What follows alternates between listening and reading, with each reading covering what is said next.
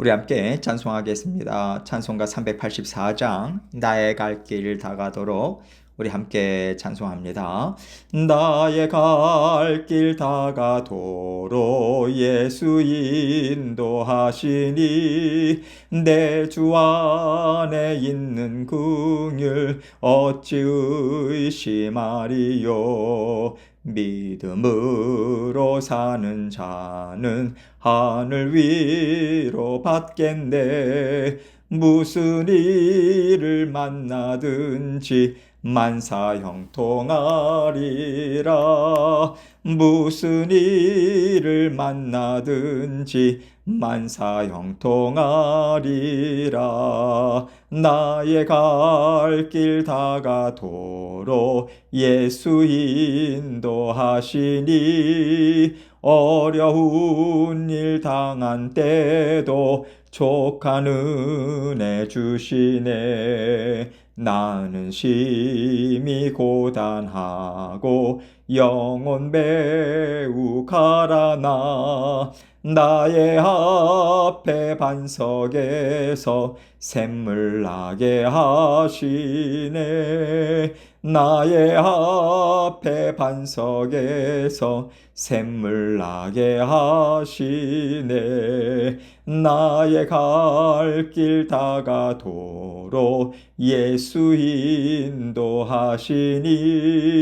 그의 사랑 어찌 큰지 말로 할 수 없도다. 성령 감화 받은 영혼 하늘 날아갈 때에 영영 부를 나의 찬송 예수 인도하셨네. 영영 부를 나의 찬송 예수 인도하셨네. 아멘. 기도하겠습니다. 하나님 아버지 감사합니다. 우리의 걸어갈 길 우리 주님께서 먼저 앞서가 주시고 우리 모든 성도님들의 삶을 친히 보살피시고 또 인도해 주셔서 정말 감사합니다.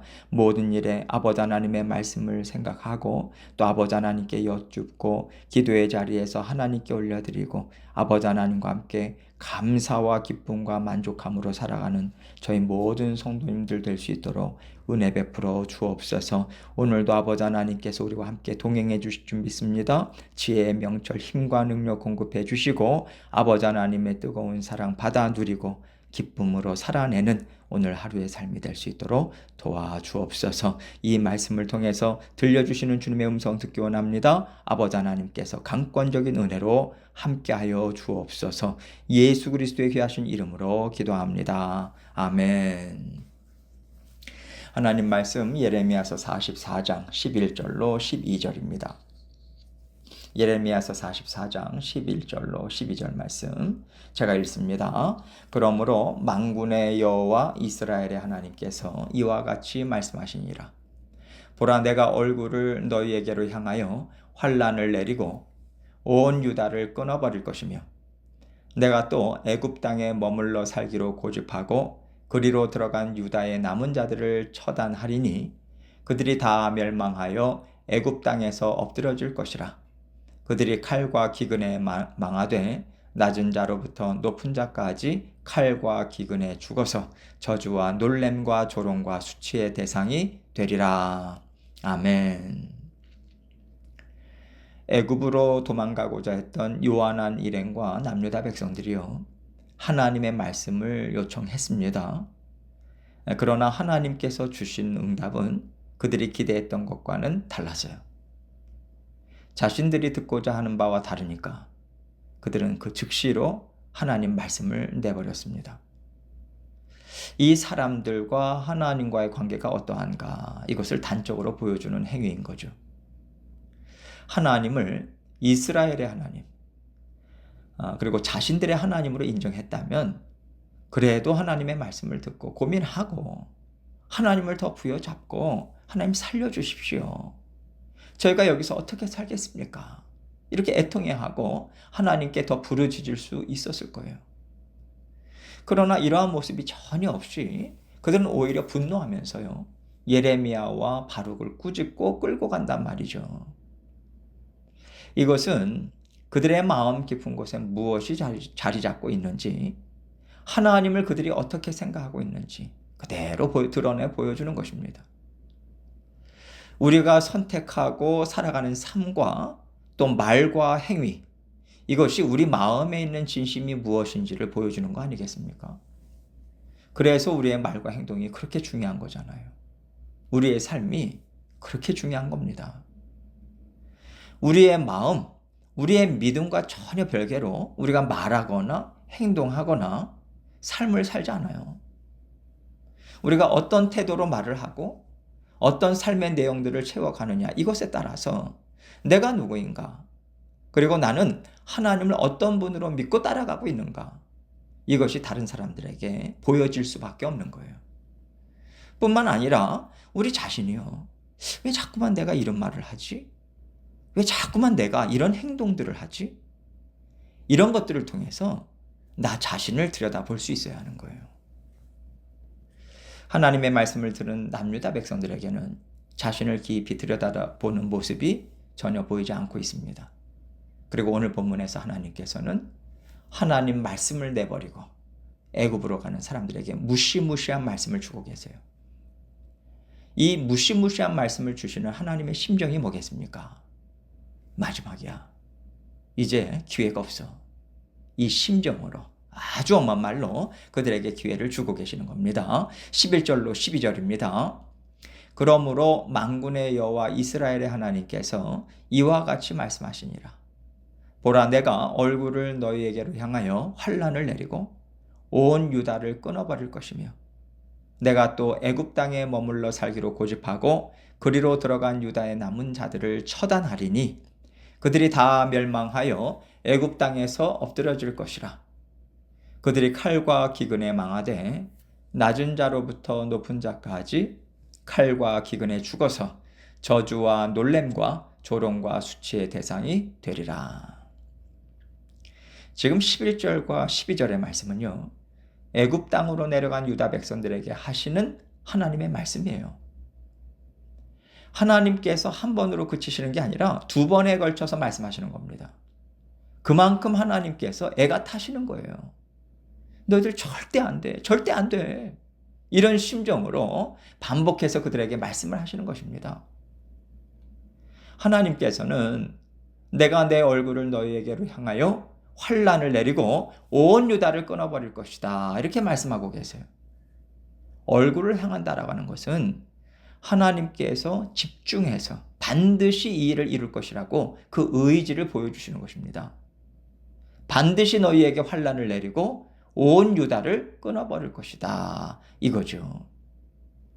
여기에서 온 유다라고 하는 것은 남유다 백성들 중에서도 하나님의 말씀을 거역하고 애굽에서 살겠다고 내려간 사람들을 얘기하는 것이고요. 하나님께서는 이들에 대해서 애굽 땅에 머물러 살기로 고집했다, 이렇게 표현하고 계세요. 하나님의 말씀을 안 듣고 고집을 폈다는 거죠.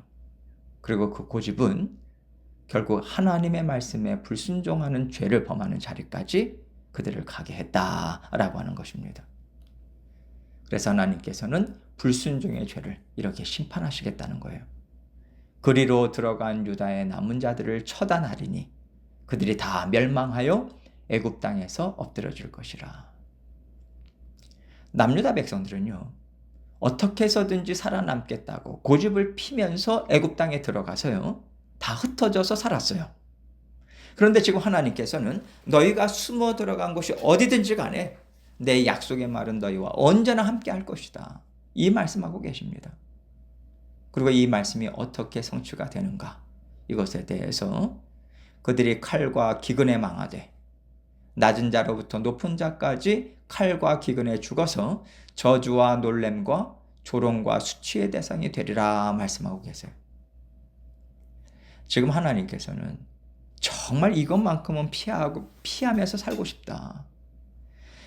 그러한 우리가 가장 싫어하는 것들을 지금 말씀하고 계시는 거예요. 그리고 실제로 이 일은 나중에 바벨론이 이제 애굽을 침공하거든요. 그때 완전하게 성취가 됩니다. 남은 유다 백성들이 얼마나 된다고. 하나님께서 그냥 놔두실 수도 있으실 텐데 이렇게 끝까지 쫓아가시면서까지 약속을 이루시는 것은요, 유다 땅에 남아있는 이스라엘 백성이든 바벨론 땅에 끌려간 백성이든 하나님의 진정한 백성으로 회복시키시겠다는 거예요. 여러분, 하나님의 백성으로서 가장 기초, 가장 중요한 것이 무엇이겠습니까? 하나님 말씀을 들을 수 있는 귀가 열리는 거예요.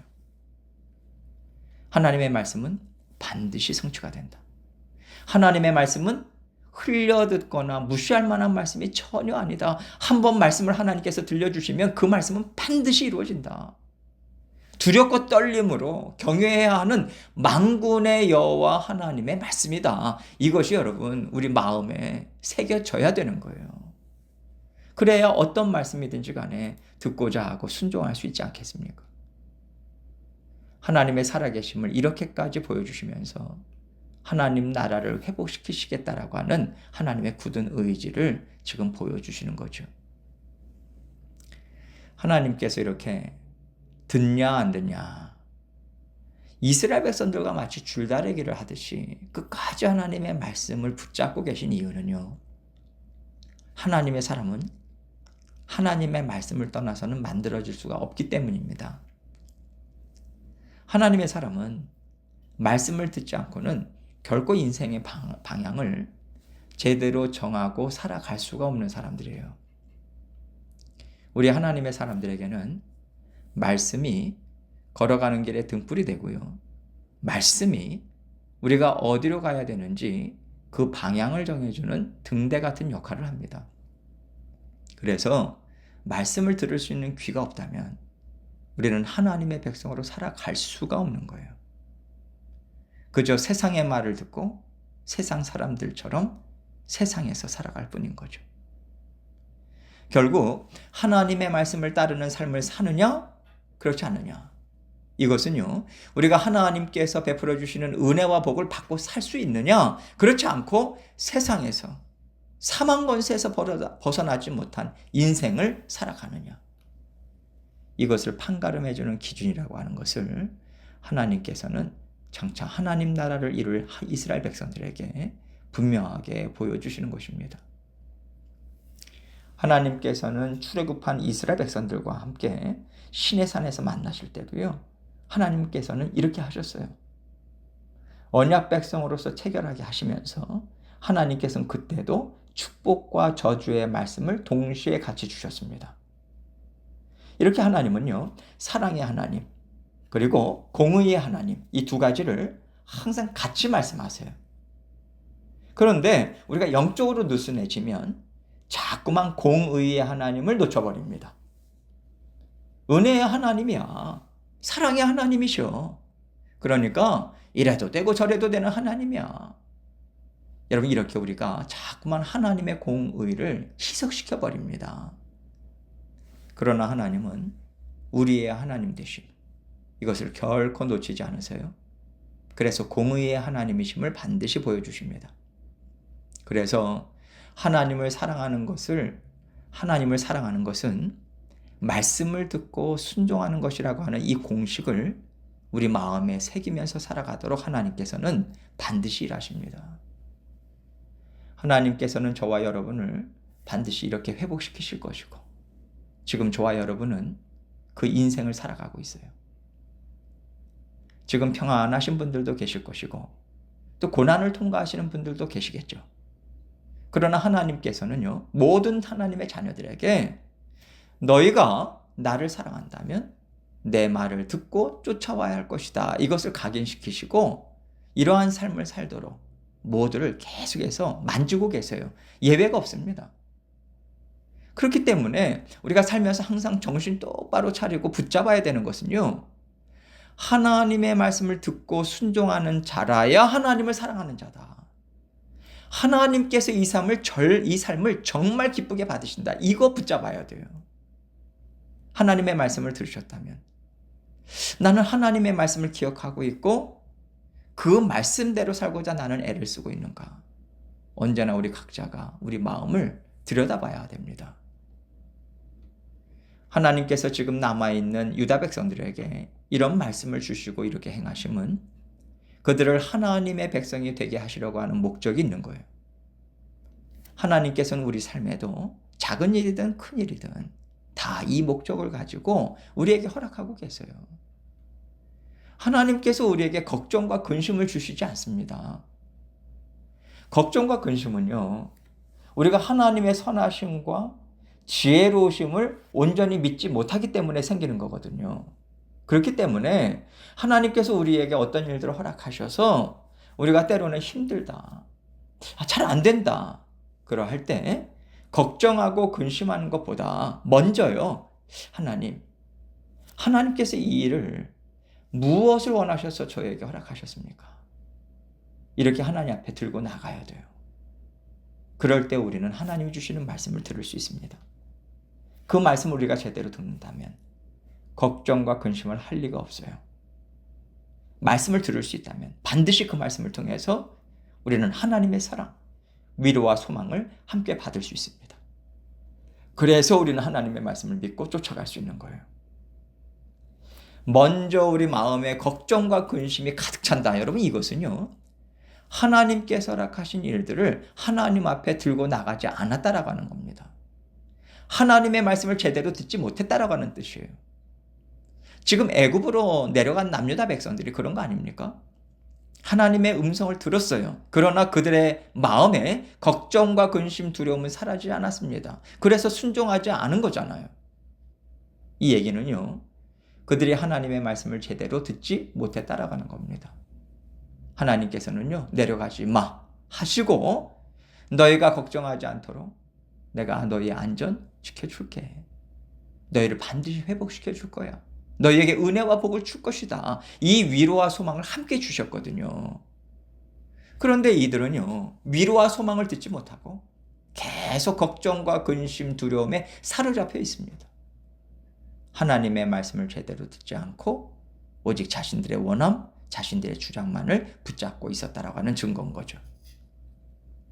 오늘날 우리가 살아가면서도요, 불안한 게 있습니다. 이 일은 어떻게 되려나. 그런 상황에서 우리가 해야 되는 것은요, 지금 하나님께서 저에게 무엇을 말씀하고 계십니까?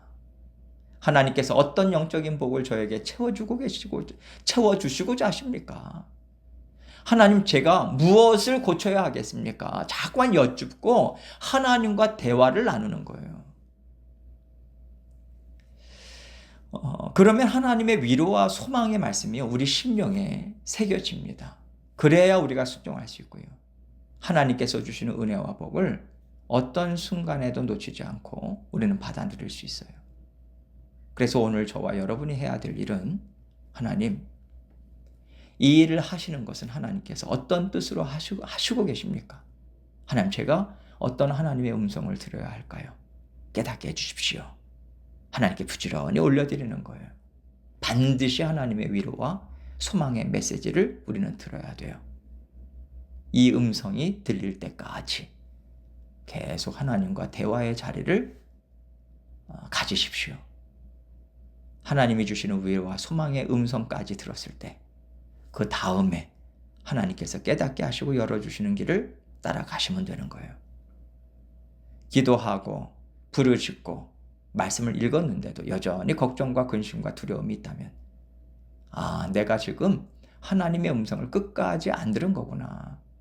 제대로 듣지 않은 거구나 깨달으시고 끝까지 듣는 일에 집중하시기 바랍니다. 하나님은 반드시 우리를 살려내세요. 그 길을 힘있게 쫓아가서 하나님께 감사의 영광 올려드리는 저와 여러분이 되시기를 주님의 이름으로 축원합니다. 함께 기도합니다. 기도의 자리, 말씀의 자리는 하나님의 음성을 듣고자 애쓰는 자리예요. 하나님께 일방적으로 간구하는 그런 시간이 아니라 듣고자 합니다. 이 마음으로 먼저 우리의 마음을 하나님께 올려드리면서 계속해서 여러 가지 기도 제목들 가지고 주님 앞에 나아가도록 하겠습니다. 기도하시겠습니다.